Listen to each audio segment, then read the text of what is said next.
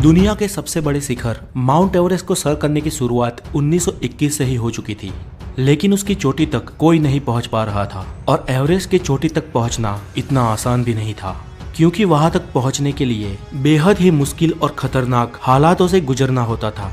क्योंकि 29,028 फीट की इस मंजिल के रास्ते में बहुत सारे मौत के दरवाजे हैं। इस मिशन में कई लोग असफल हुए, कई लोगों ने अपनी जान गंवा दी और बहुत सारे लोगों का शव तो आज भी उस बर्फीली चट्टानों के भीतर दबा पड़ा है, जिसे आज तक वापस नहीं लाया गया। लेकिन फिर भी साहस के शूरवीरों ने हिम्मत नहीं हारी और वो एवरेस्ट की चोटी तक पहुंचने का लगातार प्रयत्न करते रहे। इन कई सारे साहस वीरों में से ही एक थे नेपाल के शेरपा तेनसिंह। सन 1952 में नेपाल के शेरपा तेनसिंह के दिमाग पर एवरेस्ट को सर करने का जुनून सवार था। तब स्विट्जरलैंड के रेमंड लैम्बर्ट और शेरपा तेनसिंह ने एवरेस्ट को सर करने का प्रयत्न किया था, लेकिन वो उसमें निष्फल साबित हुए थे। 1952 में तेनसिंह और रेमंड लगभग पूरे एवरेस्ट पहाड़ को चढ़ गए थे, लेकिन बेहद कठिनाइयों के चलते उन्हें एवरेस्ट की चोटी से महज 1000 फुट की दूरी से ही वापस आना पड़ा। मंजिल से इतने करीब होकर भी वापस आ जाने का दुख उन दोनों को था, लेकिन तेनसिंह ने हार नहीं मानी। फिर से एक साल बाद सन 1953 में तेनसिंह 7 अंग्रेज और 2 न्यूजीलैंड के पर्वतारोहियों के साथ एवरेस्ट के अभियान के लिए निकल गए। तेनसिंह और एडमंड हेनरी की टीम ने पहाड़ चढ़ने की शुरुआत 9 अप्रैल 1953 के दिन की। बर्फीले रास्ते, माइनस में टेम्परेचर, हिम नदी, कभी भी टूट पड़ने वाली शिलाएं और बर्फीली खाइयों के बीच वो लोग एक के बाद एक कैंप बनाकर अपनी मंजिल के करीब बढ़ते रहे। लगभग 20,000 फुट की ऊंचाई तक पहुंचने के बाद एक छोटी सी दरार को पार करने के लिए हेनरी ने डाइव लगाई, लेकिन उनके भार के कारण बर्फ की चट्टान वहां से खिसक गई और वो हमेशा के लिए उसमें दबने ही वाले थे कि पीछे से समय रहते तेनसिंह ने रस्सी फेंकी और हेनरी ने उसे पकड़कर अपने प्राण बचा लिए। अगर तेनसिंह ने वो रस्सी ना फेंकी होती तो हेनरी उस वक्त अपने जीवन से हाथ धो बैठते। खैर, एडमंड हेनरी और तेनसिंह की टीम धीरे धीरे एवरेस्ट की चोटी से नजदीक आते रहे।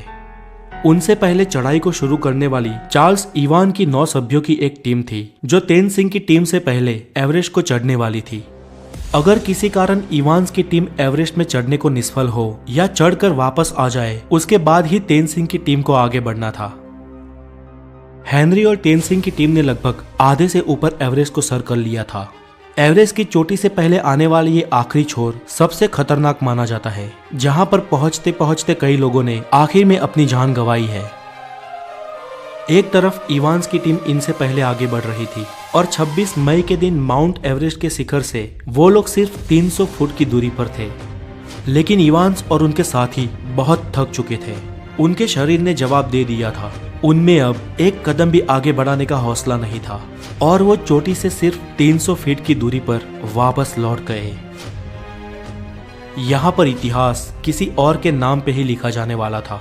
इवान्स की टीम के पीछे लौटते ही अब तेनसिंह और हेनरी की टीम को आगे बढ़ना था।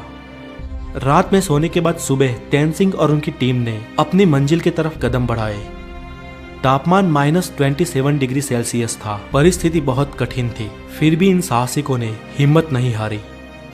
वो कुदरत और अपने शरीर की कठिनाइयों का सामना करते करते एक के बाद एक कदम आगे बढ़ाते गए और सुबह के 9 बजे वो लोग दक्षिण शिखर तक पहुंचे। धीरे धीरे ऑक्सीजन खत्म हो रहा था और अब उनके पास उतना ऑक्सीजन भी नहीं था कि वो इस पूरे अभियान को ठीक से खत्म कर सके। तेनसिंह की गति धीमी हो रही थी, उनके पांव धीरे धीरे भारी हो रहे थे। कुछ यही हाल हेनरी का भी था। हेनरी ने तेनसिंह की तरफ देखा, उनको कुछ समय के लिए रोका और उनके ऑक्सीजन की नली को साफ किया, क्योंकि उनको सांस लेने में भी तकलीफ हो रही थी। वो लोग एक के बाद एक ऐसी आने वाली कठिनाइयों को मार देते रहे और अपने कदम एवरेस्ट की चोटी तक बढ़ाते रहे। और आखिर में 29 मई 1953 के दिन शेरपा तेनसिंह और हेनरी का नाम इतिहास में दर्ज हो गया, जब वो सुबह के 11:30 पर दुनिया की सबसे ऊंची चोटी 29,028 फीट यानी 8,848 मीटर की ऊंचाई पर पहुंचे। तब उनकी खुशियों का कोई ठिकाना नहीं था। ये एवरेस्ट की चोटी के कुछ रियल वीडियोस है जो किसी भी इंसान को मंत्रमुग्ध करते हैं। इस तरह विश्व के लिए दुर्गम एवरेस्ट का शिखर नेपाल के